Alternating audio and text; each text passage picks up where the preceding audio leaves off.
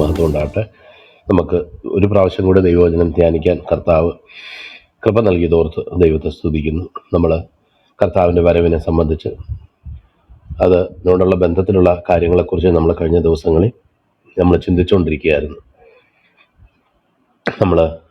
മിനിഞ്ഞാന്ന് നമ്മൾ ചിന്തിച്ചത് 10 കന്യകമാരുടെ ഉപമയായിരുന്നു. അപ്പം വളരെ നിർണായകമായ ചില കാര്യങ്ങളാണ് കർത്താവ് ഇതിലൂടെ തൻ്റെ വരവിനെ സംബന്ധിച്ചും അതിനുവേണ്ടി ഒരുങ്ങിയിരിക്കുന്നതിനെ സംബന്ധിച്ചും നമ്മളോട് കൺവേ ചെയ്യാനായിട്ട്, നമ്മളോട് പറയാനായിട്ട് ആഗ്രഹിക്കുന്നത് എന്നുള്ളത് നമുക്ക് അവിടുന്ന് തന്നെ നമുക്ക് മനസ്സിലാക്കാൻ കഴിയും. എന്നാൽ അതിനു മുമ്പുള്ള ഉപമയിലും തക്ക സമയത്ത് ആഹാരവീതം കൊടുക്കേണ്ട ആ കാര്യത്തിലും മിനിഞ്ഞാന്ന് നമ്മൾ ചിന്തിച്ച 10 കന്യമാരുടെ ഉപമയിലും കർത്താവ് പ്രധാനമായിട്ട് ഹൈലൈറ്റ് ചെയ്യാൻ ആഗ്രഹിച്ച ഒരു കാര്യം തന്നെയാണ് ഇന്നും ഹൈലൈറ്റ് ചെയ്യാൻ ആഗ്രഹിക്കുന്നതെന്നാണ് നമ്മൾ ജനറലായിട്ട്. സ്പെസിഫിക്കായിട്ട് പല വ്യത്യാസങ്ങളുണ്ട്, എന്നാൽ തന്നെ ജനറലായിട്ട് നമുക്ക് ചിന്തിക്കാനായിട്ട് കഴിയുന്നത്. കാരണം കർത്താവിൻ്റെ വരവൊന്നും ഇങ്ങനെയൊക്കെ പറയുന്നെങ്കിലും ഉടനെയൊന്നും ഉണ്ടാകത്തില്ല. അതിങ്ങനെ പറഞ്ഞുകൊണ്ടിരിക്കും. ചിലർ പറയുന്ന പോലെ ഇപ്പം വരും എന്ന് പറയുന്ന പോലെ ആൾക്കാരെ ഇങ്ങനെ പേടിപ്പിച്ചുകൊണ്ടിരിക്കും. എന്നാൽ അങ്ങനൊന്നും വരാൻ പോകുന്നില്ല എന്നുള്ളൊരു ഭാവം ഹൃദയത്തിലുണ്ടാകുകയും, അത് ആഹാരവീതം കൊടുക്കാൻ വെച്ച ആ കാര്യത്തിൽ 24-ാം അധ്യായം അവസാനം വായിക്കുന്നിടത്ത് അവൻ ഹൃദയത്തിൽ അങ്ങനെ പറഞ്ഞു എന്ന് നമ്മളവിടെ വായിക്കും. യജമാനൻ വരുവാൻ താമസിക്കുന്നു എന്ന് ഹൃദയം കൊണ്ട് പറഞ്ഞു എന്ന് അവിടെ നമ്മൾ കാണുന്നുണ്ട്. ഇവിടെയും തക്കതായിട്ടുള്ള ഒരുക്കം, വേണ്ടതായിട്ടുള്ള ഒരുക്കം, നമ്മൾ മുൻകരുതൽ എന്ന് പറയുമ്പോൾ പലപ്പോഴും അതൊരു ഇൻകൺവീനിയൻ്റ് ആയിട്ടുള്ള കാര്യമാണ് പലർക്കും. നമുക്ക് തന്നെ അറിയാം, നമ്മുടെ വീട്ടിൽ നമ്മുടെ കുഞ്ഞുങ്ങൾക്ക് നമുക്ക് തന്നെ പല സാഹചര്യങ്ങളും പലതിനും വേണ്ടി മുൻകൂറായിട്ട് മുൻകരുതലോടെ ഒരുങ്ങുക എന്ന് പറയുമ്പം അങ്ങനെയൊന്നും പേടിക്കണ്ട, അതിങ്ങ് വരട്ടെ, അന്നേരം നോക്കാം, നമുക്ക് എന്തെങ്കിലും അന്നേരം പോലെ ചെയ്യാം ഒരു ആറ്റിറ്റ്യൂഡാണ് പലപ്പോഴും നമുക്ക് പല കാര്യങ്ങളുള്ള ബന്ധത്തിലും ഉണ്ടാവുന്നത്. എന്നാൽ ലോകത്തിൽ മറ്റു കാര്യങ്ങളുള്ള ബന്ധത്തിൽ അങ്ങനെ ആയാലും കർത്താവിൻ്റെ വരവിനെ സംബന്ധിച്ചുള്ള കാര്യങ്ങളിൽ അങ്ങനെ ആകരുത് എന്നുള്ള ഭയനിർദ്ദേശം തന്നെയാണ് നമുക്ക് ലഭിക്കുന്നത് എന്ന് നമുക്ക് മനസ്സിലാക്കാൻ കഴിയും. ഇവിടെയും നമ്മൾ കാണുമ്പോൾ വളരെ വിപുലമായിട്ട് വ്യാഖ്യാനിക്കപ്പെട്ടിട്ടുള്ള, പ്രസംഗിക്കപ്പെട്ടിട്ടുള്ള ഒരു ദൈവവചന ഭാഗമാണ്. നമ്മൾ ഇവിടെ 1-2 വട്ടം ഇതിനു മുന്നേ ഇത് പ്രസംഗിച്ചിട്ടുണ്ട് എന്നാണ് എൻ്റെ ഓർമ്മ. എന്നാൽ തന്നെ വളരെ പ്രത്യേകതയുള്ളതും വീണ്ടും വീണ്ടും അർത്ഥം അതിൽ ഒളിഞ്ഞിരിക്കുന്നതുമായിട്ടുള്ള ഒരു ദൈവവചന ഭാഗം തന്നെയാണിത് എന്നുള്ളതാണ് പ്രധാനപ്പെട്ട കാര്യം. അത് പ്രധാനപ്പെട്ട ഒരു കാര്യം എന്താന്ന് വെച്ച് കഴിഞ്ഞാൽ, താലന്ത് എന്താണ് എന്ന് വ്യാഖ്യാനിക്കുന്നതിലാണ് ഒരു പ്രധാനപ്പെട്ട കാര്യം. അതുപോലെ തന്നെ ഈ കർത്താവ് കൊടുത്തിട്ട് പോയപ്പം എന്താ കൊടുത്തിട്ട് പോയത് അവരുടെ കയ്യിൽ എന്നുള്ളത് നമ്മൾ ചിന്തിക്കേണ്ടതായിട്ടുള്ള കാര്യമാണ്. ആ ഒരു താലന്ത് ലഭിച്ചവൻ അങ്ങനെ ചെയ്യാനുള്ള ഒരു കാരണം എന്താണ്? ഇതൊക്കെ ആണ് പൊതുവെ അവിടെ പെട്ടെന്ന് ഇൻ്റർപ്രറ്റ് ചെയ്യാനായിട്ട് നമുക്ക് ചില പ്രയാസകരമായിട്ട് നമുക്ക് തോന്നുന്നതായിട്ടുള്ള കാര്യം. മാത്രമല്ല, സാധാരണ ലോകത്തിലുള്ള ഒരു പ്രിൻസിപ്പിൾ അനുസരിച്ച് ഇല്ലാത്തവന് കൊടുക്കണം, ഉള്ളവന് കയ്യിൽ നിന്ന് കുറച്ചിങ്ങ് പിടിച്ചു മേടിക്കണം എന്നുള്ളതാണല്ലോ നമ്മൾ ഒക്കെ ജീവിക്കുന്ന കാലത്തുമുള്ള സാമൂഹ്യമായിട്ടുള്ള ഒരു കാഴ്ചപ്പാട്. എന്നാൽ ഉള്ളവന് കൊടുക്കും, ഇല്ലാത്തവനോടോ ഉള്ളതും കൂടെ എടുത്തു കളയും എന്ന് പറയുമ്പം അത് മനുഷ്യൻ്റെ രീതിക്കൊക്കെ വളരെ വ്യത്യസ്തമായൊരു കാഴ്ചപ്പാടിലാണ് ദൈവരാജ്യത്തെ സംബന്ധിച്ച കാര്യങ്ങൾ പറയപ്പെട്ടിരിക്കുന്നതെന്ന് നമുക്ക് കാണാനായിട്ട് കഴിയും. അതുകൊണ്ട് തന്നെ വളരെ ശ്രദ്ധിച്ച് നമ്മൾ വ്യാഖ്യാനിക്കുമ്പോൾ, കർത്താവിൻ്റെ വരവിനോടുള്ള ബന്ധത്തിൽ അതിനെക്കുറിച്ച് ചിന്തിക്കുമ്പോൾ നമുക്ക് പല കാര്യങ്ങളും, പല മുത്തുകളും അതിൽ നിന്ന് കണ്ടെടുക്കാനായിട്ട്, നമ്മുടെ ജീവിതത്തിന്, ക്രിസ്തീയ ജീവിതത്തിന് ഉപകാരപ്രദമായ നിലയിൽ അത് കാണാനായിട്ട് നമുക്ക് സാധിക്കും എന്നുള്ളത് നമുക്ക് അറിയാം. ഒരു മനുഷ്യൻ പരദേശത്ത് പോകുമ്പോൾ ദാസന്മാരെ വിളിച്ച് തൻ്റെ സമ്പത്ത് അവരെ ഏൽപ്പിച്ചു എന്നാണ് പറയുന്നത്. ഇതുപോലുള്ള ഉപമകൾ, മുന്തിരിത്തോട്ടം ഏൽപ്പിച്ചു വിട്ടു പോയത്, ഇതുപോലൊക്കെ ഉള്ളത് നമുക്ക് കാണാം. ഇതിന് സമാനമായിട്ട് ലൂക്കോസിന് സുവിശേഷം 19-ാം അധ്യായത്തിലും റാത്തല് കൊടുത്തിട്ട് പോകുന്ന ഭാഗം ഏകദേശം ഇതുപോലെയൊക്കെ നമുക്ക് കാണാവുന്ന ചില ഭാഗങ്ങളാണ് എന്ന് നമുക്ക് ഓർക്കാം.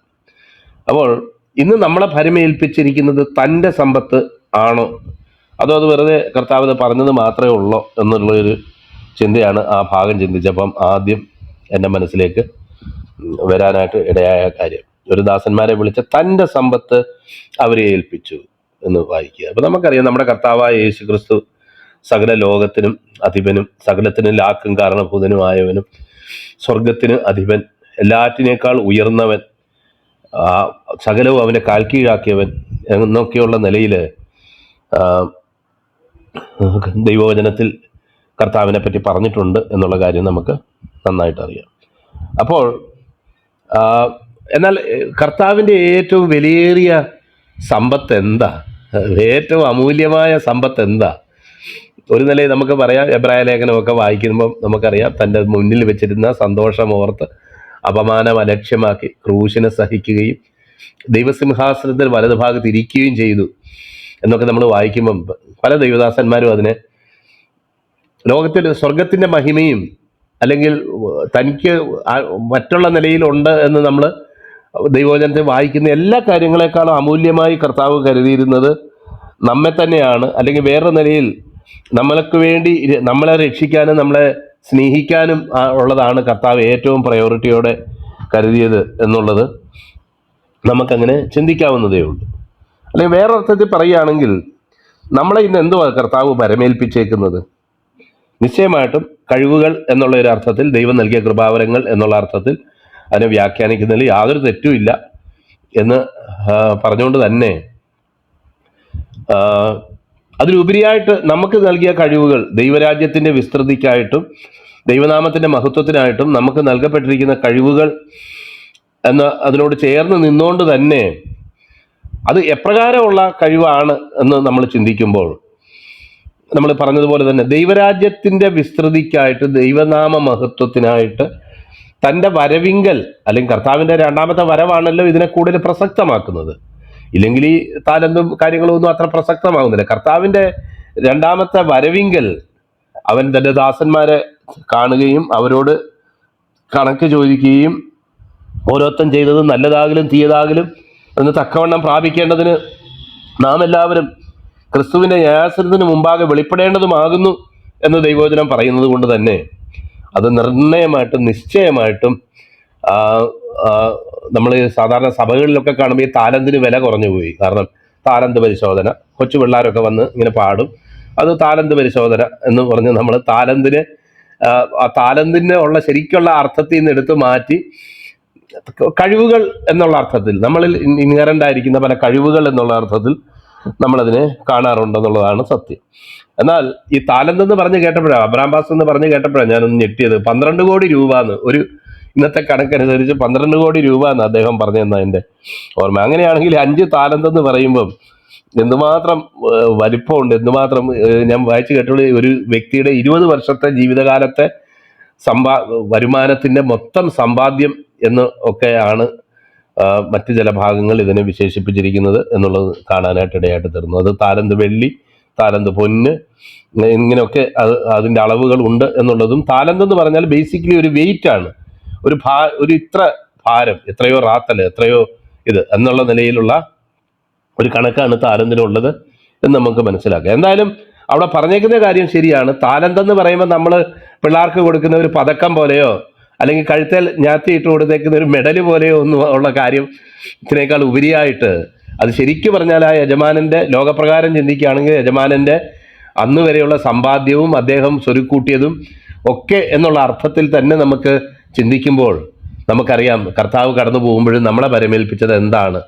സ്വർഗത്തിലും ഭൂമിയിലും സകല അധികാരവും എനിക്ക് നൽകപ്പെട്ടിരിക്കുന്നു, ആകയാൽ നിങ്ങൾ പുറപ്പെട്ട് എന്ന് പറഞ്ഞ് നമ്മളോട് പ്രസംഗിക്കാനായിട്ട് കൽപ്പിച്ചിരിക്കുന്ന കാര്യങ്ങളൊക്കെ അത് ഈ ദൈവത്തിൻ്റെ വചനവും തൻ്റെ പരിശുദ്ധാത്മ നിറവും ആ ദൈവരാജ്യത്തിൻ്റെ വിസ്തൃതിക്കായിട്ട് നമ്മളെ ഏൽപ്പിച്ചിരിക്കുന്ന നിശ്ചയമായും ആ കഴിവുകളും ഒക്കെ തന്നെയാണ് എന്ന് നമുക്ക് ചിന്തിക്കാം. അപ്പോൾ നമുക്കറിയാം ഈ സുവിശേഷം നമ്മുടെ കയ്യിൽ നിന്ന് ഫലമേൽപ്പിച്ചേക്കുക. ഇന്ന് നമ്മൾ ചിന്തിക്കുന്നത് പോലെ ഈ കർത്താവ് പല സ്ഥലങ്ങളിലും വന്ന് ഡയറക്റ്റ് ഈ സുവിശേഷം പറയുമല്ല, അല്ലെങ്കിൽ ഓരോ വ്യക്തികളോടും ഇങ്ങനെ ദർശനത്തിലൂടെയും വെളിപ്പാടിലൂടെയും മാത്രമല്ല ആ കർത്താവ് ഇടപെടുന്നത്. അത് ജീവിച്ചിരിക്കുന്ന ക്രിസ്തുവിൻ്റെ സ്നേഹം അറിഞ്ഞവരായിട്ടുള്ള നമ്മുടെ കയ്യിലാണ് ഇത് ഫലമേൽപ്പിച്ചിരിക്കുന്നത്. നാം ഇത് പ്രസംഗിക്കുമ്പോൾ അത് വർധനയുണ്ടാകാനായിട്ടും ആ കർത്താവിൻ്റെ ദൈവരാജ്യത്തിന് വിസ്തൃതിക്കായിട്ടും അത് തീരും എന്നുള്ള അർത്ഥത്തിലും നമുക്ക് ചിന്തിക്കാനായിട്ട് കഴിയും. അപ്പോൾ കർത്താവ് നമ്മളെ ഭരമേൽപ്പിച്ചിരിക്കുന്നത്, കർത്താവ് ഈ ലോകത്ത് വന്ന് വെളിപ്പെടുത്തിയ തൻ്റെ സൗജന്യമായി താൻ അനേകർക്ക് നൽകുന്നു എന്ന് താൻ പ്രഖ്യാപിച്ചിരിക്കുന്നതായിട്ടുള്ള ഈ സൗജന്യമായ രക്ഷയുടെ സുവിശേഷമാണ് കർത്താവ് നമ്മളെ ഭരമേൽപ്പിച്ചിരിക്കുന്ന പ്രധാനപ്പെട്ട കാര്യം. അത് ചെയ്യാനായിട്ടും അത് പ്രൊപ്പഗേറ്റ് ചെയ്യാനുമായിട്ടുള്ള കഴിവുകളൊക്കെ കർത്താവ് തന്നിട്ടുണ്ട് എന്ന് മാത്രമല്ല, അതിനുള്ള സകല അധികാരവും തനിക്ക് നൽകപ്പെട്ടിരിക്കുന്നതുകൊണ്ട് ആ അധികാരം നമുക്കും നൽകി. ഭൂമിയിൽ കെട്ടുന്നതൊക്കെയും സ്വർഗത്തിലും കെട്ടപ്പെട്ടിരിക്കും, നിങ്ങൾ ആ ഭൂമിയിൽ അഴിക്കുന്നതൊക്കെയും സ്വർഗത്തിലും അഴിഞ്ഞിരിക്കും എന്ന് പത്രോസ്ലീഹായോടും ശിഷ്യന്മാരോടും ഓരോ വട്ടമല്ല 2 പ്രാവശ്യം മത്തായിയുടെ സുവിശേഷത്തിൽ തന്നെ പറഞ്ഞിരിക്കുന്നതായിട്ട് നമുക്ക് കാണുകയും ചെയ്യാനായിട്ട് കഴിയും. അതുകൊണ്ട് തൻ്റെ ശിഷ്യന്മാരെന്ന് പറയുന്നത്, നമ്മൾ സാധാരണ ഇതൊക്കെ കാണുമ്പോൾ ഒരു പെട്ടിക്കടയുടെ ഒരു പരിപാടിയാണ് നമുക്ക് സാധാരണ, അല്ലെങ്കിൽ ഒരു തട്ടുകട എന്നൊക്കെ പറയുന്ന പോലെയാ നമ്മുടെ ഇതിനെക്കുറിച്ചൊക്കെ ഏറ്റവും ലഘുവായിട്ട് നമുക്ക് കാണാൻ കഴിയുന്നതെങ്കിലും, ഈ ലോകത്ത് നിർണായകമായ മാറ്റം വരുത്താനും ഈ ലോകത്ത് നിർണായകമായ വ്യതിയാനങ്ങൾ ഉണ്ടാക്കാനും കഴിയുന്ന ദൈവത്തിൻ്റെ വചനവും സുവിശേഷവും അത് പ്രൊപ്പഗേറ്റ് ചെയ്യാനും അത് വ്യാപാരം ചെയ്യാനും ഒക്കെ നമ്മുടെ കരങ്ങളിൽ ഭരമേൽപ്പിച്ചിരിക്കുന്നു എന്നുള്ളതും വളരെ പ്രസ്താവ്യമായിട്ടുള്ള കാര്യമാണ്. തുടർന്ന് നമുക്ക് കാണാൻ കഴിയും ഈ താലന്തിൻ്റെ ഒരു നേച്ചർ എന്താ എന്നുള്ളത് നമുക്കവിടെ കാണാം. അത് നമുക്കറിയാം, ഒരു ബിസിനസ്സാണ് ഇവിടെ പറയപ്പെട്ടിരിക്കുന്നത്. ഞാനും കുറച്ച് നാൾ ഞാൻ പറഞ്ഞിട്ടുണ്ടല്ലോ, ഒരു ബിസിനസ്സിലൊക്കെ കുറച്ച് നാൾ ഏർപ്പെട്ട ഒരു സമയം എൻ്റെ ജീവിതത്തിലും ഉണ്ടായിരുന്നു, ചില വർഷങ്ങൾ. അപ്പോഴാണ് ഇതിൻ്റെയൊക്കെ സീക്രട്ട് എനിക്ക് മനസ്സിലാകുന്നത്. അപ്പോൾ ഇതിലെപ്പോഴും ഒരു റിസ്ക് ഫാക്ടർ എപ്പോഴും കിടപ്പുണ്ട്, ഒരു റിസ്ക് ഫാക്ടർ. കാരണം നമ്മൾ ഏതെങ്കിലും ഒരു കാര്യത്തിന് വേണ്ടി ഇൻവെസ്റ്റ് ചെയ്യുന്നു. ഇപ്പോഴും എന്നോട് ഇടയ്ക്ക് ആൾക്കാരൊക്കെ ചോദിക്കും, ചില ഉപദേശങ്ങളൊക്കെ കൊടുക്കുന്ന വ്യക്തിയാണ്, ഇൻഡസ്ട്രിയലായിട്ടും ഒക്കെ ചെയ്യുന്ന ഒരു വ്യക്തിയാണ് ഞാൻ. അപ്പോൾ ചില ആൾക്കാരൊക്കെ എന്നെ അതിന് കൺസൾട്ട് ചെയ്യാറുണ്ട്, ചോദിക്കാറുണ്ട്. അപ്പോൾ സാറേ, ഇപ്പം ഇന്ന പോലെ ഒരു പരിപാടി ചെയ്താൽ അതിനെന്താ വേണ്ടത്, അതിന് മിനിമം എത്ര ചിലവാക്കേണ്ടി വരും, എത്ര ഇൻവെസ്റ്റ് ചെയ്യേണ്ടി വരും, അല്ലെങ്കിൽ എന്തോ അതിൻ്റെ ഒരു സ്കോപ്പ് എന്താണെന്നൊക്കെ പറയുമ്പോൾ ചില സമയത്ത് ഞാൻ എൻ്റെ അഭിപ്രായങ്ങൾ എന്നോട് ഉപദേശം ചോദിക്കുന്നവരോട് ഞാൻ പറയാറുണ്ട് പല സമയത്തും. അപ്പം അങ്ങനെ ഉള്ളൊരു കാലഘട്ടമാണ്. അപ്പം ഇൻവെസ്റ്റ് ചെയ്യേണ്ടത് എങ്ങനെയായതാ, ഇതിലൊരു ഏത് ബിസിനസ്സിലും ഒരു റിസ്ക് ഫാക്ടർ ഉണ്ടെന്നുള്ളതാണ് പണ്ടേ തന്നെ ഈ ഭാഗം വായിച്ചിട്ടുള്ളപ്പം ചിന്തിപ്പിച്ചിട്ടുള്ള കാര്യം. കാരണം ഒരു വലിയൊരു എമൗണ്ട് നമ്മൾ ഒരു ബിസിനസ്സിൽ ഇറക്കി കഴിയുമ്പോൾ അത് മുഴുവൻ നഷ്ടപ്പെട്ടു പോകാനും ഒരുപക്ഷെ അത് 10 മടങ്ങായിട്ട് നമ്മളിലേക്ക് തിരിച്ചു വരാനും ഉള്ളൊരു സാധ്യതയുണ്ട്. അതാണ് ഈ ബിസിനസ്സിൻ്റെ പ്രധാനപ്പെട്ട കാര്യം. നമുക്കറിയാമല്ലോ, എണ്ണിച്ചുട്ടപ്പം പോലെ ഗവൺമെൻറ് ശമ്പളം മേടിക്കുന്നതോ ഒക്കെ ഉള്ള ആൾക്കാർ ചെയ്യുന്നത് പോലെ ഒരു കാര്യമല്ല ബിസിനസ്. കാരണം ബിസിനസ് എന്ന് പറയുമ്പോൾ അതിൻ്റെ വരുമാനത്തിന് പരിധിയില്ല, എത്ര വേണമെങ്കിലും ആകാം. ഒരു വ്യക്തിയുടെ കാഴ്ചപ്പാടും ആ വ്യക്തിക്ക് അതിലുള്ള ധൈര്യവും ആ വ്യക്തിക്ക് അതിലുള്ള ഭാവനയും ഒക്കെ അനുസരിച്ച് എത്രയും ആകാം എന്ന് വിചാരിച്ച് ഇൻവെസ്റ്റ് ചെയ്തിട്ടുള്ളവർ എല്ലാം പൊട്ടിപ്പോയിട്ട് പാപ്പരായിട്ട് നടക്കുന്ന ആൾക്കാരുമുണ്ട്. അത് നമ്മളൊന്നും പോലുള്ളവരൊന്നും അല്ല, വലിയ വലിയ കോടിക്കണക്കിന് ഈ പറഞ്ഞ പോലെ കിലോ കണക്കിന് സ്വർണ്ണമൊക്കെ ഇറക്കിയവരായിരിക്കും പോയിട്ടുള്ളതുകൊണ്ട്. അതുകൊണ്ട് എപ്പോഴും ഇതിലൊരു റിസ്ക് ഫാക്ടർ ഉണ്ടെന്നുള്ളതാണ് പല വ്യക്തികളെയും ഇതിൽ നിന്ന് മാറ്റി നിർത്തുന്നതായിട്ടുള്ള കാര്യം. സ്വർഗരാജ്യത്തിൻ്റെ കാര്യങ്ങൾ വെക്കുമ്പോഴും അതുപോലെ തന്നെ നമുക്ക് കാണാനായിട്ട് കഴിയും. ഇതിൽ പുറമേ നിന്ന് നോക്കുമ്പോൾ ഒരു റിസ്ക് ഫാക്ടർ ഉണ്ട്. അതാ ഞാൻ പ്രത്യേകിച്ച് പറയുന്നത്, പുറമേ നിന്ന് നോക്കുമ്പോൾ എന്ന് ഞാൻ പറഞ്ഞ പ്രത്യേകം ശ്രദ്ധിക്കണം. ഇതിൽ പുറമേ നിന്ന് നോക്കുമ്പോൾ ഒരു റിസ്ക് ഫാക്ടർ ഇതിലുണ്ട്. കാരണം ഏതാണെന്നറിയത്തില്ല, ഇതിൻ്റെ ശരിയായിട്ടുള്ള വിധങ്ങൾ എന്താണെന്ന് നമുക്കറിയത്തില്ല. നമ്മളോട് പറഞ്ഞേക്കുന്നത് നമുക്കുള്ളത് മാത്രമല്ല, നമ്മുടെ ജീവിതവും കൂടി ഇതിൽ ഇൻവെസ്റ്റ് ചെയ്യണം എന്നുള്ള നിലയ്ക്കാണ് പറഞ്ഞേക്കുന്നതെന്ന് ഓർക്കുമ്പം നമുക്കാകെ വിഷമം വരും. അത് ഈ പിന്നെ അനന്യാസും സഫീരയും ചെയ്തതുപോലെ പകുതി ഒളിച്ചു വെച്ചിട്ട് പകുതി കൊടുക്കാനൊക്കെ നമുക്ക് പലപ്പോഴും തോന്നും.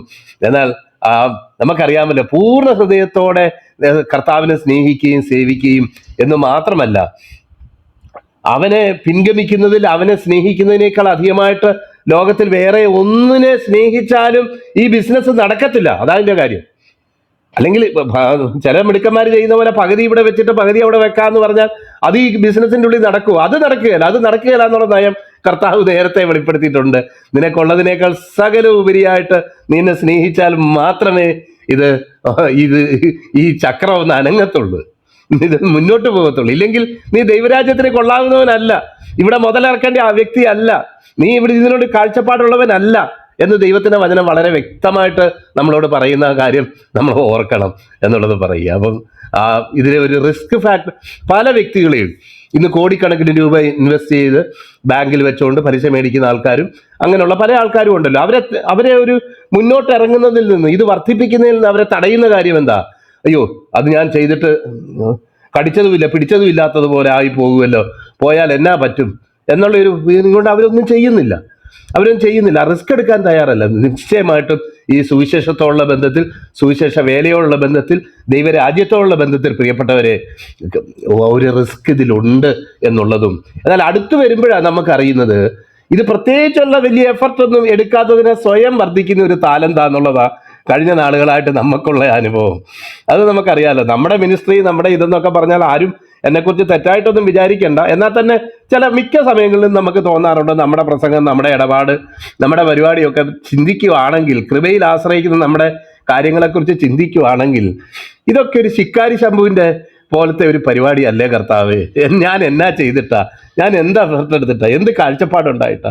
എന്നിട്ടും ഈ കാഴ്ചപ്പാടുള്ളവരെക്കാളും വലിയ കാഴ്ചപ്പാടുള്ളവരുടെ നിലയിലൊക്കെ മറ്റുള്ളവർ കാണുന്ന പോലെയൊക്കെ നിർത്തിയിട്ടുണ്ടെന്നുള്ളതല്ലാതെ, കർത്താവേ, ഇതെല്ലാം ചെയ്യുന്ന നിന്റെ കൃപയല്ലേ, നിന്റെ കരമല്ലേ, നിന്റെ ആലോചനയല്ലേ, നീയല്ലേ നടത്തുന്നത്? ഞാൻ എന്താ ഇതിൽ ചെയ്യുന്നത് എന്ന് നമുക്ക് പലപ്പോഴും കർത്താവിനോട് ചോദിക്കാൻ തോന്നും. കാരണം അതിനുള്ള ആലോചന, അതിനുള്ള നിർദ്ദേശങ്ങൾ, അതിനുള്ള സമയം, അത് ചെയ്യേണ്ട രീതികൾ, പരിശുദ്ധാത്മാവിൻ്റെ നടത്തിപ്പ്, പ്രസംഗിക്കാനുള്ള വചനം, വിതയ്ക്കാനുള്ള വിത്ത്, ഇതൊക്കെ നൽകുന്ന ഈ കർത്താവിനെ കുറിച്ച് നമ്മൾ ഓർക്കുമ്പം ഈ എന്താ ഇതിൽ കുറവുള്ള ഈ താലന്ത് വല്ലാത്തൊരു താലന്താ കേട്ടാ. അത് വിനിമയം ചെയ്യാൻ തക്കവണ്ണം മേടിച്ചാൽ മതി. എന്നിട്ട് ഈ കർത്താവിനോട് ചേർന്ന് നമ്മൾ നിൽക്കുമ്പം കർത്താവ് തന്നെ നമ്മളിൽ നിവർത്തിക്കുന്ന ഒരു കാര്യമാണിത് എന്ന് ഞാൻ പറയാൻ ആഗ്രഹിക്കുക. എന്ന് പറഞ്ഞിട്ട് വേറെ ഏതെങ്കിലും തിയോളജി പറയുന്നതെന്നൊന്നും നിങ്ങൾ വിചാരിക്കേണ്ട. അങ്ങനൊന്നും അല്ല ഞാൻ പറയുന്നതിൻ്റെ അർത്ഥം. നിശ്ചയമായി നമുക്കതിനൊരു മനസ്സ് വേണം, അത് ചെയ്യാനായിട്ടുള്ള സമർപ്പണം വേണം, കാഴ്ചപ്പാട് വേണം, ഒക്കെ വേണം. അതേസമയം ഇത് നമ്മുടെ മിടുക്കിൻ്റെ ഒരു പ്രദർശനം കൂടെ അല്ല എന്നുള്ള അർത്ഥത്തിലാണ് ഞാൻ ഈ പറയുന്നത്. ഏത് ബലഹീനന് പോലും, എനിക്ക് തന്നെ അറിയാം, ഈ ദൈവവേലയിൽ കടന്നു വന്നിട്ട് ഞാൻ വിചാരിച്ചു ഞാനൊരു അത്യാവശ്യം എബോവ് ആവറേജ് ബുദ്ധിമാനും കഴിവുള്ള വ്യക്തിയൊക്കെ അല്ലേ എന്ന് നോക്കുമ്പം എനിക്കിപ്പോഴാണ് മനസ്സിലായത്, എൻ്റെ കൂടെ ദൈവവേലയ്ക്ക് ഇറങ്ങിയിട്ടുള്ള എത്രയോ പേര് 40 വർഷമായിട്ട് ഉള്ള ആൾക്കാരുണ്ട്. ഈവൻ എൻ്റെ കൂടെ ഈ പ്രസംഗിക്കുന്ന ബിജോ ബ്രദർ വരെ, അവരെയൊക്കെ ഞാൻ നോക്കുമ്പോൾ എനിക്കൊരു കാര്യം മനസ്സിലായി. ഇത് മാനുഷികമായിട്ടുള്ള മിടുക്കിൻ്റെയോ ശ്രേഷ്ഠതയുടെയോ ഒന്നും പരിപാടിയൊന്നും അല്ല. എന്നെ എങ്ങനെയൊക്കെ നടത്താനും അനുഗ്രഹിക്കാനും ഒക്കെ ദൈവം ഇടയാക്കിയിട്ടുണ്ടോ അതിനേക്കാൾ 10 മടങ്ങ് അവരെയൊക്കെ അനുഗ്രഹിക്കാനും നടത്താനും ശുശ്രൂഷയിൽ ആദരിക്കാനും ശുശ്രൂഷയിൽ വിശാലത നൽകാനും അവരുടെ എഫർട്ടൊക്കെ അനുഗ്രഹിക്കപ്പെടാനും ഒക്കെ ഇടയായിട്ടുണ്ട് എന്നുള്ളത് എൻ്റെ ഒരു കീൻ ഒബ്സർവേഷനാണ്. അപ്പോൾ എനിക്ക് മനസ്സിലായി ഇതിലൂടെ വാചക കസർത്തും പഠിത്തവും ഹെഡ് വെയ്റ്റും ഇംഗ്ലീഷും അല്ലെങ്കിൽ മറ്റുള്ള എന്തെങ്കിലും മിടുക്കോ കാര്യങ്ങളോ ഒന്നുമല്ല ഇവിടെ കാര്യം. ഇവിടുത്തെ കാര്യം എന്ന് പറയുന്നത് അത് ചെയ്യാനുള്ള സന്നദ്ധതയും സമർപ്പണവുമാ ഒരു കാര്യമെന്ന് പറയുന്നത്. കർത്താവിൻ്റെ ദാസൻ പാസ്റ്റർ എസെക്കിയേൽ ജോഷുവ എന്ന് പറയുന്ന നേപ്പാളിൽ ആദ്യമായിട്ട് മിഷനറി ആയിട്ട് കടന്നുപോയ ഒരു ദൈവദാസന്റെ അനുഭവങ്ങൾ പലതും ഞങ്ങൾ നേരിട്ട് കേൾക്കാൻ ഇടയായി തീർന്നിട്ടുണ്ട്. ഒരു വട്ടം ഞാൻ ഇവിടെ പറഞ്ഞിട്ടുമുണ്ട്. നിങ്ങളിൽ പലർക്കും അദ്ദേഹത്തെ അറിയാം. തിരുവനന്തപുരംകാരനാണ്. അദ്ദേഹത്തിൻ്റെ അനുജൻ തൃശ്ശൂർ ഞാൻ പഠിച്ചുകൊണ്ടിരിക്കുന്ന സമയത്ത് ഞാൻ കൂടി വരുന്ന സഭയിൽ അവിടെ ഉണ്ടായിരുന്ന ഒരു വ്യക്തിയായിരുന്നു. അദ്ദേഹം ഒരു സർക്കിൾ ഇൻസ്പെക്ടറായിരുന്നു എക്സൈസ് ഡിപ്പാർട്ട്മെൻറ്റിൽ. അതുപോലെ തന്നെ പല അദ്ദേഹത്തിൻ്റെ ബന്ധത്തിലുള്ള പലരും എനിക്കറിയാം. അദ്ദേഹം ഒരിക്കൽ ഞങ്ങളുടെ ഒരു സ്റ്റുഡൻസ് ക്യാമ്പിന് വന്നിട്ട് പ്രസംഗിക്കാനിടയായിട്ട് തീർന്നു. അദ്ദേഹം പറയുന്ന ഒരു കാര്യം, അദ്ദേഹം അന്ന് അവതരിപ്പിച്ച ഒരു വാക്ക് ഞാൻ ഇന്നും ഓർക്കുന്നുണ്ട്. അതെന്താണെന്ന് വെച്ച് കഴിഞ്ഞാൽ ഡെഡിക്കേഷൻ പാക്കറ്റ് എന്നാണ് പറയുന്നത്. Dedication packet. പിന്നീട് ഒരിക്കൽ നമ്മുടെ സാജു ജോൺ മാത്യു ബ്രദറിൻ്റെ കൂടെ കോഴിക്കോട് വെച്ചു അദ്ദേഹത്തെ കാണാനായിട്ടിടയായി. കൂടുതൽ സംസാരിക്കാനൊന്നും ഇടയായി തീർന്നില്ല. എന്നാൽ ഈ ഇദ്ദേഹത്തിൻ്റെ ഡെഡിക്കേഷൻ പാക്കറ്റിനെ പറ്റി ഞാൻ എപ്പോഴും ഓർത്തു പോകും. അത് കാരണം നേപ്പാളിൽ മിഷനറി ആയിട്ട് പോകണം എന്ന് അദ്ദേഹം ആഗ്രഹിച്ചു. അദ്ദേഹം വേല ചെയ്തുകൊണ്ടിരുന്ന സംഘടനയുടെ തലപ്പത്തുള്ള ആൾക്കാരോട് പറഞ്ഞു, എനിക്ക് ഇന്നതുപോലെ നേപ്പാളിൽ മിഷനറി ആയിട്ട് പോകണം. ഇന്നൊന്നുമല്ല കേട്ടോ, 1960കളിലെ കാര്യമായി പറയുന്നത്, അല്ലാതെ ഇന്നലെയോ നടന്ന കാര്യമൊന്നുമല്ല. 1960കളിൽ അദ്ദേഹം അങ്ങനെ കടന്നു പോകണമെന്ന് ആഗ്രഹിച്ചപ്പം സംഘടന പറഞ്ഞു, നീ അതിന് പോകണ്ട, അതിന് വേറെ വല്ല ആൾക്കാരൊക്കെ ഉണ്ട്, അവർ പൊയ്ക്കോളും, അതുകൊണ്ട് സപ്പോർട്ടും ഒന്നും തരത്തില്ല എന്ന് പറഞ്ഞ് നീ പോവുകയും വേണ്ട എന്നുള്ളത് അദ്ദേഹത്തോട് പറഞ്ഞു. അദ്ദേഹം വളരെ വിഷമിച്ച് ദൈവസന്നിധി പ്രാർത്ഥിച്ച് വീണ്ടും തന്നെക്കുറിച്ചുള്ള ദൈവഹിതം അങ്ങനെ തന്നെയാണ് എന്ന് അദ്ദേഹം ദൈവസന്നിധിയിൽ കണ്ടെത്തുകയും അതിനെ തുടർന്ന് അദ്ദേഹം ഒരു തീരുമാനമെടുത്തു. ആ അദ്ദേഹം ഒരു കാഷായ വസ്ത്രമൊക്കെ ധരിച്ച് ഒരു സാധുവായിട്ട് ആ നേപ്പാളിലേക്ക് നടന്നു പോകാനായിട്ട്, അങ്ങനെ പ്രവേശിക്കാനായിട്ട് ഒക്കെ ആഗ്രഹിച്ച് അതിനുള്ള തയ്യാറെടുപ്പുകളൊക്കെ ചെയ്ത് പോകാനായിട്ട് ഒരുങ്ങുന്ന സമയത്താണ് ഈ സംഘടന മനസ്സ് മാറ്റിയിട്ട് പറയുന്നത്, അല്ല നിങ്ങൾ തന്നെ പൊയ്ക്കോ, നിങ്ങൾ പോകണം എന്ന് പറഞ്ഞ് അദ്ദേഹം പോയതായിട്ടും അവിടെ പല വേലകൾ തുടങ്ങുന്നതിൻ്റെ എല്ലാം നാന്ദിയായിട്ട് കർത്താവിൻ്റെ ദാസനെ ദൈവം ഉപയോഗിച്ചതായിട്ടുമാണ് എൻ്റെ അറിവ്. അദ്ദേഹത്തിന് അവിടെ പലരെ പരിചയമുണ്ട്. അദ്ദേഹം പലവട്ടം എന്നെ നേപ്പാളിലേക്ക് വിളിച്ചിട്ടുണ്ടെങ്കിലും ആ വിളിച്ച സമയത്തൊന്നും പോകാൻ എനിക്ക് പറ്റിയിട്ടില്ല എന്നുള്ളതും എൻ്റെ ഒരു കുറവായിട്ട് ഞാൻ കണക്കാക്കുക. അപ്പം നമുക്കറിയാം, അങ്ങനെ അദ്ദേഹം പറയുന്നത്, നിനക്ക് സമർപ്പണവും കാഴ്ചപ്പാടും ഉണ്ടെങ്കിൽ ദൈവം നിന്റെ ഹൃദയത്തിൽ ഇട്ടിരിക്കുന്നത്, ദൈവമാണ് ആ സ്വപ്നം തന്നതെന്നും ദൈവമാണ് ആ ആലോചന നൽകിയതെന്നും നിനക്ക് ഉറപ്പുണ്ടെങ്കിൽ, സമർപ്പണത്തോടെ നിൽക്കുന്നെങ്കിൽ ദൈവം നിനക്ക് വേണ്ടി വഴികൾ തുറക്കും. അതിൻ്റെ പേരാ ഡെഡിക്കേഷൻ പാക്കറ്റ്. ഈ ഡെഡിക്കേഷൻ പാക്കറ്റ് എന്നുള്ള പോലെ ഒരു ഉപമ പറഞ്ഞാൽ നമ്മുടെ ഈ ഓണക്കാലത്ത് കൊടുക്കുന്ന കിറ്റ് പോലെ ഇരിക്കും ചിലപ്പം. ഞാനത് ഉദാഹരണം പറയുക. എങ്ങനെയാന്ന് വെച്ച് കഴിഞ്ഞാൽ അതിൻ്റെ പാം ഓയിലുണ്ട്, ഇച്ചിരി പഞ്ചാരയുണ്ട്, ഇച്ചിരി ചായപ്പൊടിയുണ്ട്, ഇച്ചിരി അരിയുണ്ട്, അതുണ്ട് ഇതുണ്ട്. ഒരു ഓണത്തിന് ഒരു സദ്യ ഉണ്ടാക്കാൻ വേണ്ട സാധനമൊക്കെ ഇത് കൊടുക്കുന്നത് പോലെ ഒരു ദൈവത്തിൻ്റെ പൈതലിന് അവൻ്റെ കാഴ്ചപ്പാടും സമർപ്പണവും അനുസരിച്ച് മുന്നോട്ട് പോകത്തക്ക എല്ലാ സംഗതികളും ഈ ഡെഡിക്കേഷൻ പാക്കറ്റിലുണ്ട്. നമുക്ക് ബേസിക്കായിട്ട് വേണ്ടത് ഈ ഡെഡിക്കേഷൻ പാക്കറ്റാണ് എന്ന് അദ്ദേഹം എപ്പോഴും പറയും. അതിനുള്ളിൽ ഫിനാൻസ് ഉണ്ട്, അതിനുള്ളിൽ ഇതുണ്ട്, അതിനുള്ളിൽ ഭൗതികമായിട്ടുള്ള നന്മകളുണ്ട്, ആത്മീയ നന്മകളുണ്ട്. ഇതൊക്കെയാ സമർപ്പണത്തോടെ കാത്തു നിൽക്കുന്ന ഒരു ദൈവത്തിൻ്റെ പൈതലിന് ദൈവം നൽകുന്നത് എന്ന് അദ്ദേഹം പറഞ്ഞപ്പം ഇനി എൻ്റെ ഹൃദയം എപ്പോഴും ഞാൻ എൻ്റെ ജീവിതത്തിൽ പല പ്രതിസന്ധികളിലും ഞാൻ ഓർത്തിട്ടുമുണ്ട്, കർത്താവേ ഡെഡിക്കേഷൻ പാക്കറ്റ്. നിങ്ങൾ ഹഡ്സൺ ടൈലറുടെ ജീവിതകഥ വായിക്കുകയാണെങ്കിൽ നിങ്ങൾക്ക് കാണാനായിട്ട് കഴിയും.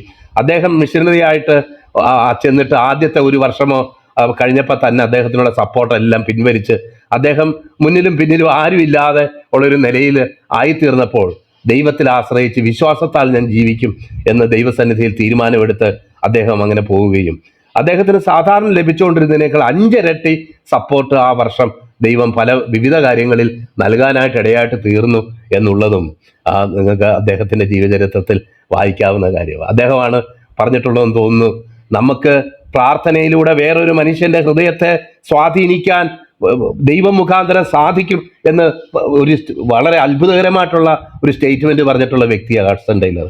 കാരണം പ്രാർത്ഥനയിലൂടെ എൻ്റെ പ്രാർത്ഥനാ മുറിയിലൂടെ ജഡീകമല്ലാത്ത ആയുധങ്ങൾ കൊണ്ട് വേറൊരു മനുഷ്യൻ്റെ ഹൃദയത്തെ സ്വാധീനിക്കത്തക്കവണ്ണം ദൈവം മുഖാന്തരം, അത് നമ്മൾ ചെയ്യുന്നതെന്നല്ല പറയാം, ദൈവം മുഖാന്തരം വേറൊരു വ്യക്തിയുടെ ഹൃദയത്തെ സ്വാധീനിക്കാൻ നമുക്ക് കഴിയും എന്ന ഒരു സ്റ്റേറ്റ്മെൻറ്റ്, അവിശ്വസനീയമായ ഒരു സ്റ്റേറ്റ്മെൻറ്റ്, പല തിയോളജിക്കൽ അണ്ടർസ്റ്റാൻഡിങ്ങും ബിയോണ്ട് ആയിട്ടുള്ള ഒരു സ്റ്റേറ്റ്മെൻറ്റ് അദ്ദേഹം പറഞ്ഞിട്ടുള്ളത് ഞാൻ ഇടയ്ക്കിടയ്ക്ക് ഓർക്കും. ഞാൻ ഇടയ്ക്ക് തെറ്റിയിട്ട് അത് ജോർജ് മുള്ളറാ പറഞ്ഞതെന്ന് ഞാൻ ഇടയ്ക്ക് പറയാറുണ്ട്. ജോർജ് മുള്ളറല്ല, ഈ ഇടയ്ക്ക് ഞാൻ പിന്നെ അത് ഹഡ്സൺ ടൈലർ പറഞ്ഞിട്ടുള്ള വാക്കുകളാണ് എന്ന് കേൾക്കും. എത്രയോ ദൈവഭക്തന്മാർ ഇതുപോലുള്ള പ്രതിസന്ധികളുടെ മുന്നിൽ അവർക്കുള്ള വിളി അനുസരിച്ചും കാഴ്ചപ്പാടനുസരിച്ചും മുന്നോട്ട് പോകാൻ കഴിയാത്ത സാഹചര്യങ്ങളിൽ അവർ വഴിമുട്ടി നിൽക്കുമ്പോൾ അവർക്ക് വേണ്ടി അത്ഭുതകരമായ വഴികൾ ദൈവം തുറന്നിട്ടുള്ളത് നമുക്ക് ചരിത്രത്തിൽ നിന്നും ദൈവവചനത്തിൽ നിന്നും മനസ്സിലാക്കാം. പൗലോസിന്റെ മിഷണറി യാത്രകൾ കാണുമ്പോൾ നമുക്ക് അതിനുള്ള ഉദാഹരണങ്ങളാണ് അത് നമുക്ക് കാണാനായിട്ട് കഴിയും. ഞാൻ പറഞ്ഞുകൊണ്ട് വരുന്നത് ഇതാ, ഇവിടെ ഒരു താലന്ത്, അതിനുള്ള സന്നദ്ധത മതി, അതിനുള്ള മനസ്സ് മതി. അതിലുപരിയായിട്ട് നമുക്കിവിടെ കാണാം മൂന്നാമത്തെ ഒരു കാര്യം അവിടെ കാണുന്നത്, എന്തിനാണ് ഈ മനുഷ്യൻ കൊണ്ടുപോയി ഇത് കുഴിച്ചിട്ടത് എന്ന് നമ്മൾ വിചാരിക്കുമ്പം ആ കുഴിച്ചിട്ടതിൻ്റെ കാര്യം നമുക്ക് വളരെ വ്യക്തമായിട്ടറിയാം. അദ്ദേഹം പറയുന്നത്, നീ കഠിനദാസനാണെന്ന് ഞാൻ അറിഞ്ഞിട്ട്, അവിടുത്തെ പ്രധാനപ്പെട്ട കാര്യവും ഇവിടെ തന്നെയാണ് വരുന്നത്. എന്താണ് ഈ ഉപമയുടെ വ്യത്യാസം? ആര് വരുന്നെന്നും പറഞ്ഞ് കാത്തിരിക്കുന്നു, ആരെക്കുറിച്ച് ചിന്തിച്ചുകൊണ്ടിരിക്കുന്നു, ആരുടെ വരവിന് വേണ്ടിയാണോ നാം ഒരുങ്ങുന്നത്, ആ വ്യക്തിയെ വ്യക്തമായിട്ട് അറിഞ്ഞില്ലെങ്കിൽ പിന്നെ ഈ കാത്തിരിപ്പിനും ഫലമില്ല, ഈ തലകുത്തി മറിച്ചിലൊന്നും ഫലമില്ലാതെ ഒരവസ്ഥയിൽ വരും. കാരണം അവസരങ്ങൾ പലർക്കും പരീക്ഷ പോലെ ചിലപ്പം വരുന്നത്, അതാ കാര്യം. നമുക്കറിയാമല്ലോ, ഈ എക്സാം വരുന്നത് വരെ ഇരുന്ന് പഠിച്ചിട്ട് അതിൻ്റെ തലേ ദിവസം രാത്രി ചോദിക്കും, എടാ നാളത്തെ എക്സാമിനൊക്കെ പഠിച്ചോടാ. വേണ്ടതുപോലെ പഠിച്ചില്ല, ഞാൻ നാളെ എക്സാം സ്കൂട്ട് ചെയ്യാൻ പോവുക. സ്കൂട്ട് ചെയ്യുക എന്ന് പറഞ്ഞാൽ നിങ്ങൾക്കറിയാമല്ലോ, എക്സാം എഴുതാതിരിക്കാൻ പോവുക. ഞാൻ എക്സാം എഴുതാൻ ആഗ്രഹിക്കുന്നില്ല, അടുത്ത വട്ടം ഒന്നുകൂടെ പഠിച്ചിട്ട് എഴുതാം. അപ്പം എക്സാമിന് വേണ്ടി അല്ലെങ്കിൽ ഒരു പരിശ്രമത്തിന് വേണ്ടി മുതിരുക, അല്ലെങ്കിൽ ഒരു പരിശോധനയ്ക്ക് വേണ്ടി തയ്യാറാകുക എന്നുള്ളത് എപ്പോഴും നെഗറ്റീവായിട്ട് ചിന്തിക്കുന്ന ചില ആൾക്കാരുണ്ട്. ഇപ്പം ഇവിടെ ഈ ഒരു താലന്ത് കൊടുത്തു കഴിഞ്ഞപ്പോൾ 12 കോടി രൂപ എന്ന് പറഞ്ഞത് കൊടുത്തു കഴിഞ്ഞപ്പം ഇദ്ദേഹത്തിന് തോന്നിയത് എന്താണെന്നറിയാമോ? കണ്ടോ കണ്ടോ കണ്ടോ, എന്നെ കൊടുക്കാൻ വേണ്ടി ഇയാൾ ഒരു പണി ഒപ്പിക്കുകയാണ്. ഇയാൾക്ക് എന്നോട് നേരത്തെ എന്തോ ഒരു വിരോധമുണ്ട്. ആ വിരോധം തീർക്കാൻ വേണ്ടിയിട്ട് ഉള്ള ഒരു അവസരമായിട്ട് ഇതിനെ എടുത്ത് ഉപയോഗിക്കാൻ വേണ്ടി കാണിക്കുന്ന പണി കണ്ടോ, ഇതിൽ ഞാൻ വീഴത്തില്ല, ഇത് ഇദ്ദേഹത്തിന്റെ തന്ത്രം തന്നെയാണ്. ഇല്ലെങ്കിൽ എന്നെ പോലെ ഒരുത്തന് ഈ 12 അല്ലെങ്കിൽ ഈ ഒരു താലന്ത് ഇത്രയും വലിയൊരു എമൗണ്ട് തന്നിട്ട് പരീക്ഷിക്കേണ്ട വല്ല കാര്യമുണ്ടോ? പ്രിയപ്പെട്ടവരെ, അവസരങ്ങൾ ഉപയോഗിക്കാനും നമ്മൾ ദൈവം വഴികൾ തുറക്കുമ്പം അവസരങ്ങൾ ഉപയോഗിക്കുക എന്നുള്ളത് ഒരു ദൈവവൈദ്യനെ സംബന്ധിച്ച് വളരെ ഇമ്പോർട്ടൻ്റ് കാര്യമാണ്. നിങ്ങൾക്ക് കഴിവുണ്ടായിരിക്കട്ടെ, കഴിവില്ലാതിരിക്കട്ടെ, ദൈവം തന്ന അവസരത്തെ ഉപയോഗിക്കുക എന്നുള്ളത് ദൈവവേലയിലും ദൈവത്തോടുള്ള ഈ താലന്ത് വർധനയിലും കർത്താവിൻ്റെ വരവിനോടുള്ള ബന്ധത്തിലും വളരെ നിർണായകമായ ഒരു കാര്യമാണെന്ന് ഞാൻ പറയാൻ ആഗ്രഹിക്കുക. അവസരങ്ങളെ ഉപയോഗിക്കുക. എനിക്ക് അറിയാവുന്ന പലരോടും ഞാനിത് പറയാറുണ്ട്. എൻ്റെ ജീവിതത്തിൽ സുവിശേഷ വേലയിൽ ഇറങ്ങിക്കഴിഞ്ഞപ്പോൾ ആദ്യം ദൈവം പഠിപ്പിച്ച ഒരു കാര്യമാണ് അവസരങ്ങളെ ഉപയോഗിക്കുക. പണ്ട് നമ്മൾ പറഞ്ഞു കേട്ടിട്ടുണ്ട്, അങ്ങനെ പറയുന്നത് ശരിയല്ല, നീ ഇരിക്കേണ്ട സ്ഥാനത്ത് നീ ഇരുന്നില്ലെങ്കിൽ വേറെ വല്ലവരും അവിടെ കയറി ഇരിക്കും എന്ന് പറഞ്ഞത് ചില സമയങ്ങളിൽ വളരെ സത്യമാണെന്ന് എനിക്ക് പലപ്പോഴും തോന്നിയിട്ടുണ്ട്. നമ്മളെ വിളിച്ചിരിക്കുന്നതും നമ്മളെ ഏൽപ്പിച്ചിരിക്കുന്നതുമായ അവസരങ്ങൾ, അയ്യോ എനിക്ക് വയ്യേ, എനിക്ക് കഴിയത്തില്ല, പാസ് തന്നെ പറ, എനിക്കൊന്നും വയ്യ, ജീവിതത്തിൽ നീ ഇത് പറഞ്ഞു പോകരുതെന്ന് എന്നോട് ദൈവം പറഞ്ഞിട്ടുള്ള ഒരു അവസരമുണ്ട്. ഞാൻ ഓർക്കുന്നുണ്ട്, ഞാൻ മുന്നേ ഇവിടെ പറഞ്ഞിട്ടുള്ളതാണ്. അത് ഈ ഭാഷാപരമായിട്ടുള്ള ചില കാര്യങ്ങളിലാണ്. കാരണം അന്ന് നമ്മൾ കേരളത്തിൽ പഠിക്കുന്നവർക്കൊക്കെ ഇപ്പോൾ ഇംഗ്ലീഷ് ഗ്രാമർ തെറ്റില്ലാതെ നന്നായിട്ട് പറയാനൊക്കെ നമുക്കറിയാമെങ്കിൽ എഴുന്നേറ്റ് നിന്ന് പ്രസംഗിക്കുന്ന കാര്യത്തിൽ വളരെ പിന്നോക്കമാണ്. അപ്പം ഞാൻ കടന്നുപോയ ഒരു സാഹചര്യം എന്ന് പറയുന്നത് ഇൻ്റർനാഷണൽ ആയിട്ടുള്ള സ്റ്റുഡൻസ് ഒക്കെ പഠിക്കുന്ന വലിയൊരു സ്ഥലത്താണ് ഞാൻ കടന്നുപോയത്.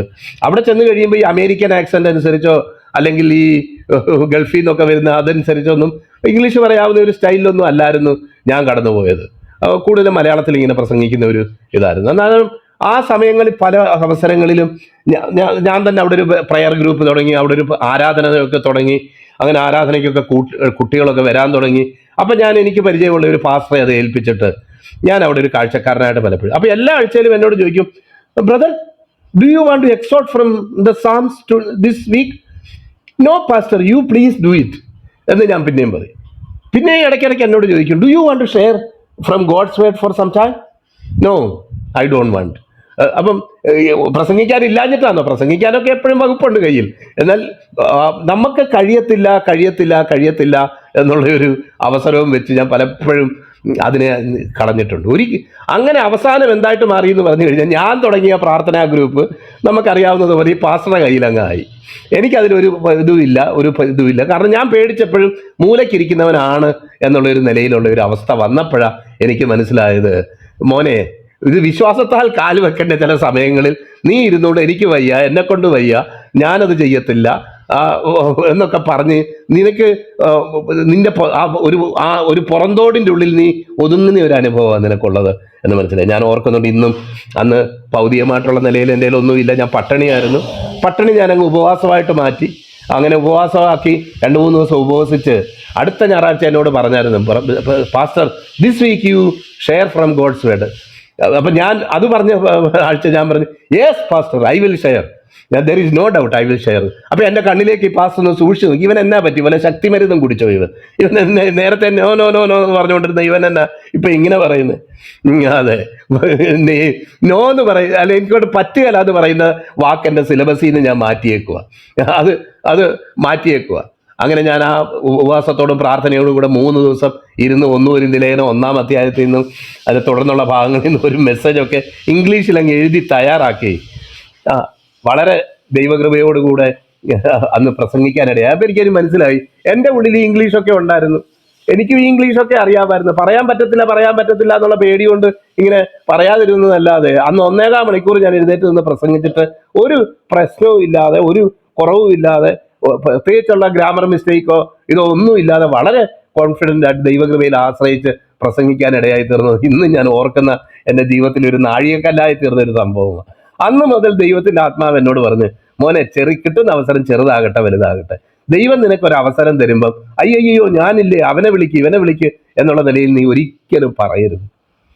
പ്രിയപ്പെട്ടവരെ, അന്ന് മുതൽ ഈ ഏത് അവസരത്തിൽ ഇപ്പൊ പറയുക, ഇനി ഒരു ഇന്റർനാഷണൽ കൺവെൻഷനിൽ പോയി നിന്ന് എന്തെങ്കിലും പറയാൻ പറഞ്ഞാലും ഞാൻ അവിടെ പറയുകയും ചെയ്യും, അല്ലെങ്കിൽ രണ്ടുപേരുള്ളവരടുത്ത് പറയാൻ പറഞ്ഞാലും അവിടെ പറയുകയും ചെയ്യും. പറയണം എന്നുള്ളത് ദൈവം നൽകുന്ന അവസരങ്ങളിൽ അത് ഒരു ഒരു ഒരു ഇൻഹിബിഷനും കൂടാതെ അത് ദൈവവചനം ശുശ്രൂഷിക്കും. ഇവിടെ നമുക്ക് കാണാം, ഇവന് ഒരു അവസരം അവനെ തേടി വരിക ചെയ്യുന്നത്. അവന് ഇത് വളരെ നന്നായിട്ട് ഉപയോഗിക്കാവുന്ന ഒരു അവസരമാണ്. അവൻ ഒരുപക്ഷെ വിചാരിക്കുന്ന പോലുള്ള വലിയ റിസ്കോ അല്ലെങ്കിൽ വലിയ ഇതോ ഒക്കെ പുറമേ നിന്ന് നോക്കുമ്പോൾ തോന്നാമെങ്കിലും ഇത് ദൈവകൃപയുടെ താലന്തുകളാണ് നൽകപ്പെട്ടേക്കുന്നത്, ദൈവരാജ്യത്തിന്റെ താലന്തുകളാണ് നൽകപ്പെട്ടേക്കുന്നത്. ഒന്നും ചെയ്തില്ലെങ്കിൽ പോലും സ്വയം വർദ്ധിക്കുന്ന താലന്തെന്നാണ് ഞാൻ ഇതിന് പേരിട്ടേക്കുന്നത് പലപ്പോഴും. സ്വയം വർദ്ധിക്കുന്ന താലന്ത്, ഒന്നും ചെയ്യണ്ട, ഒരു മനസ്സ് മാത്രം മതി അത് കയ്യിൽ വെക്കാനും അത് ചെയ്യണം എന്നുള്ളൊരു ആഗ്രഹം ഹൃദയത്തിൽ ഉണ്ടായാൽ മതി. ഇത് അനേക രീതിയിൽ എത്തണം എന്നുള്ളൊരു ആഗ്രഹം ഉണ്ടായാൽ മതി. അതിന് അവസരങ്ങൾ ദൈവം തന്നെ നൽകുന്ന നിലയിലുള്ള ഒരു സെൽഫ് വർദ്ധിക്കുന്ന നിലയിലുള്ള ഒരു താലന്ത് അവന്റെ കയ്യിൽ ഏൽപ്പിച്ചേക്കുക. എന്നാൽ അവൻ അതിനെ എടുത്തത് അവനെ കൊടുക്കാനും അവനെ പരീക്ഷിക്കാനും ആയിട്ടുള്ള ഒരു സാഹചര്യമായിട്ട് അവനെ ഡൗട്ട് ചെയ്യാൻ ഇടയായി തീർന്നപ്പം അത് അവന്റെ വീഴ്ചയ്ക്ക് കാരണമായിട്ട് തീർന്നു. പ്രിയപ്പെട്ടവരെ, കാരണം നമുക്കറിയാം, ഈ ദൈവം നൽകുന്ന താലന്തുകളും ദൈവം നൽകുന്ന കാര്യങ്ങളും ഒക്കെ വിശ്വാസത്തിലും കൂട്ടായ്മയിലും ഇരിക്കുമ്പം അത് വർദ്ധിക്കുന്നതാണ്. ഇത് വിശ്വാസത്തിലും കൂട്ടായ്മയിലും ഇരിക്കുമ്പം വർദ്ധിക്കുന്നത്. അതുകൊണ്ടാണ് ദൈവത്തിന്റെ വചനത്തിൽ വായിക്കുന്നത്, വിശുദ്ധൻ ഇനിയും വിശുദ്ധി ചെയ്യട്ടെ, അഴുക്ക് ചെയ്യുന്നവനെയും അഴുക്കാടട്ടെ, സകലർക്കും കൊടുക്കുവാനുള്ള ഇത് പ്രതിഫലം എൻ്റെ കയ്യിലുണ്ട് എന്ന് പറയുന്നതിന്റെ കാരണം, ഈ ദൈവം കൃപയാൽ നൽകിയിരിക്കുന്ന ഈ കാര്യങ്ങൾ വിശ്വാസത്തോടെ ദൈവത്തോട് ചേർന്നിരിക്കുമ്പോഴും അതുപോലെ ദൈവകൃപയിലും ഇത് വർദ്ധിക്കുന്ന ഒരു കാര്യമാണ്. വിശുദ്ധിയിൽ അല്പം നമ്മളൊരു കാലെടുത്ത് മുന്നോട്ട് വെക്കാനായിട്ട് തയ്യാറാകുമ്പോൾ അധികം വിശുദ്ധിയിലേക്കും അധികം കൃപയിലേക്കും ഇത് നടത്തപ്പെടുക. കാരണം ഇത് വിശ്വാസത്താൽ മൾട്ടിപ്ലൈ ചെയ്യുന്ന ഒരു സംഗതിയാണ്.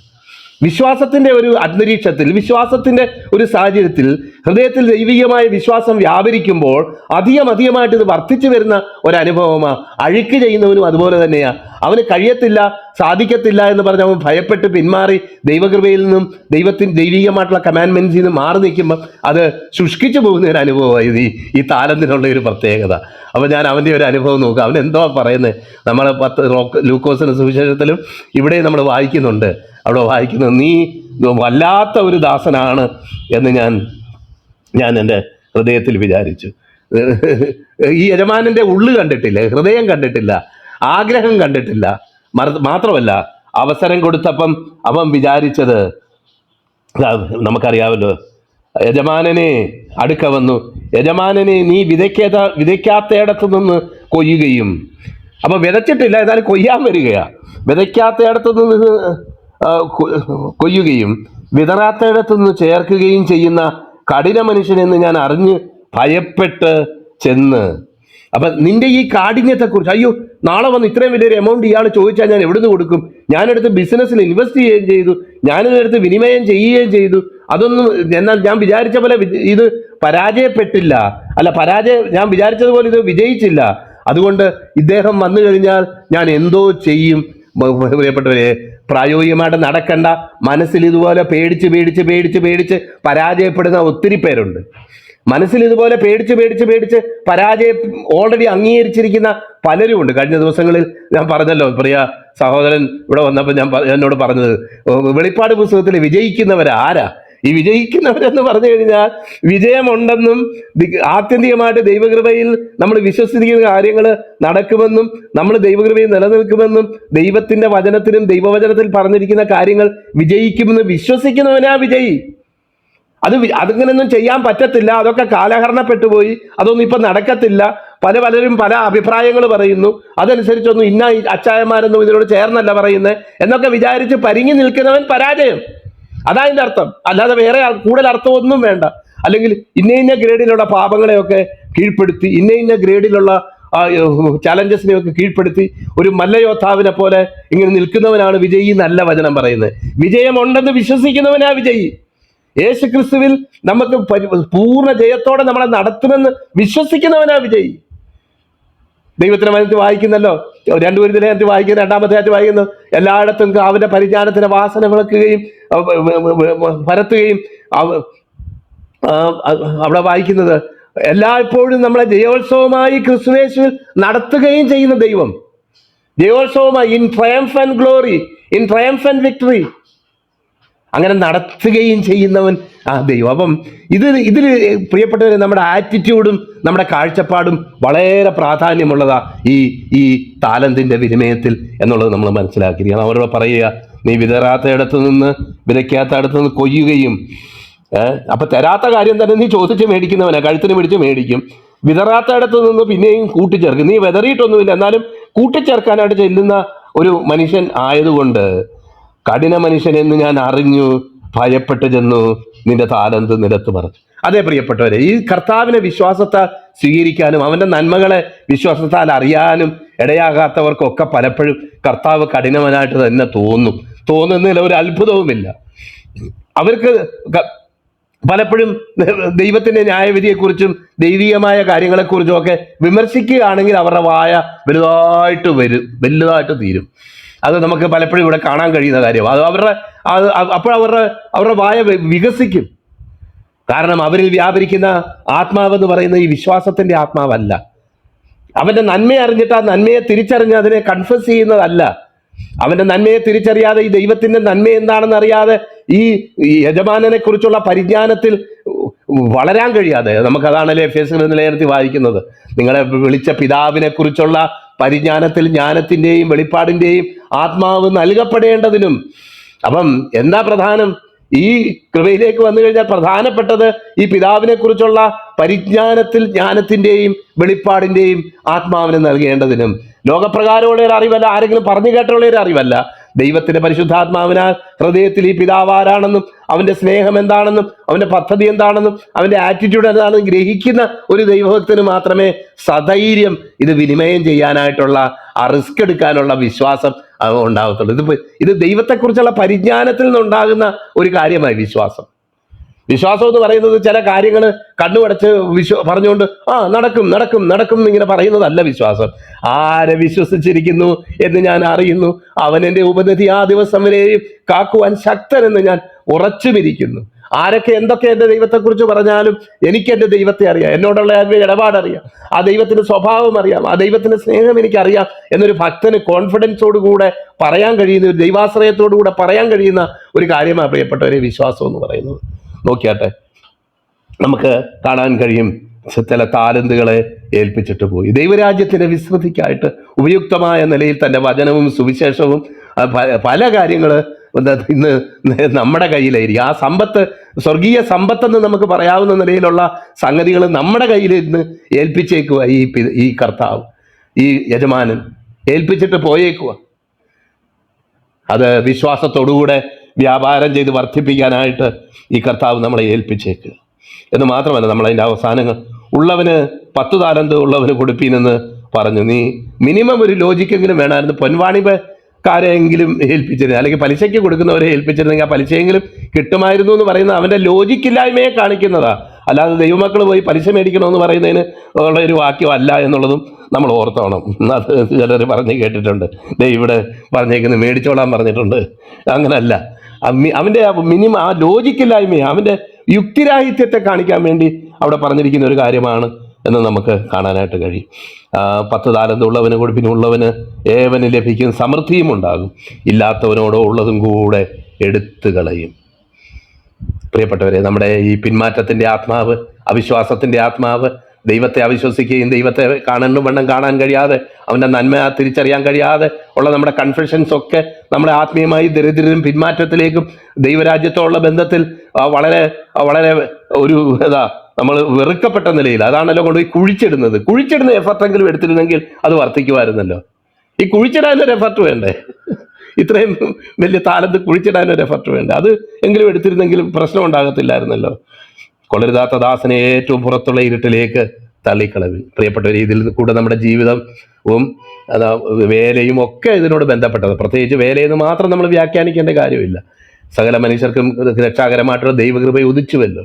നമ്മൾ രൂപാന്തരപ്പെട്ട ഒരു ജീവിതം നയിക്കാനും അനേകരെ ക്രിസ്തു മുഖാന്തരമുള്ള രൂപാന്തരത്തെ നയിക്കാനുമുള്ള ഒരു സുവർണാവസരം ഈ കർത്താവ് ഈ താലന്തുകൾ നൽകിയതിലൂടെ തൻ്റെ സമ്പത്താകുന്ന സുവിശേഷവും വചനവും ഒക്കെ നമ്മളെ ഫലമേൽപ്പിച്ച് അതെടുത്ത് വിനിമയം ചെയ്യാനായിട്ട് നമ്മുടെ കയ്യിൽ ഏൽപ്പിച്ചത് നിമിത്തം നമുക്ക് കൈവന്നിരിക്കുകയാണ്. അത് ഏറ്റവും വിവേകത്തോടെ വിശ്വാസത്തോടു കൂടെ അവൻ്റെ വരവ് എന്നുള്ള ഒരു പെർസ്പെക്റ്റീവിൽ തന്നെ അതിനെ കണ്ടുകൊണ്ട് ചെയ്യാനായിട്ട് കർത്താവ് ഈ ദിവസങ്ങളിൽ സഹായിക്കട്ടെ എന്ന് പ്രാർത്ഥിച്ചുകൊണ്ട് ഞാൻ എൻ്റെ വാക്കുകൾ വിരമിക്കുന്നു.